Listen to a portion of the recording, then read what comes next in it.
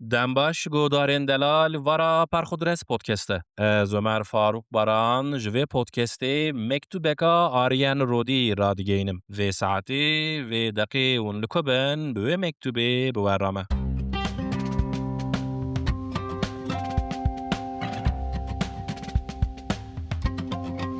دسپیکا سالن 10,000 بو. بهار رنگ خادابو که وران و قرج دا وکه کسکه بو که خملی بو. از اپی من و چند پسمامن من مپشتا خادابو قنطارا قرج داغی و لدیار موزا بینا تاوه دگرد. قرج داغ دیار موزا و گنده ما گومکا. از 400 ساله املوی گنده دجیه کی آسه دانه. ده دربه 1908 دا لشکران گنده ما ندی بو. هم جبر یا گنده ما تنبو و هم جی گند ناو گومه و زناران دبو. جبروی ناو ببو گومکا. حتی ایروژی مکتبا گنده ما تنه و حتی 10,010 جی لگند کسکی خوانده تنبو. تنه آپکی من دوان زوری و زحمتین سال 1907 و 1908 دا خوانده بو. وی لحاجتپ یونیورسیتی طب قزنج کرده بو. او جی جبر مسئله سیاسی ببو طلبه و لچیه کی ولید هاتبو گرتن. لگنده ما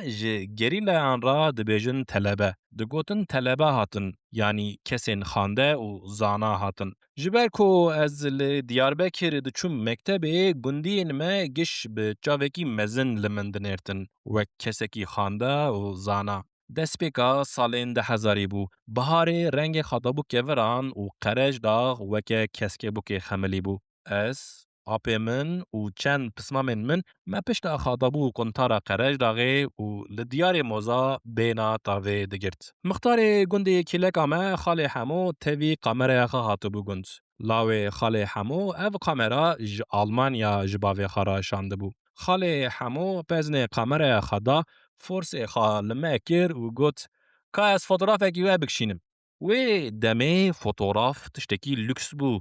لجیه کی وکی دیار موزا وک گومکا وک قرج داغه تشتکی ندیتنه بو. دما فوتوغراف دکشاند سکناته پوزاته گره به حرمت بویا. هر کس رونشت خاشک کرن و پوزدان. من ده تلویزیون دا سکنو بجنو بالا طلبیان دی بو. از رابوم سرخا من پوزا طلبیان دا.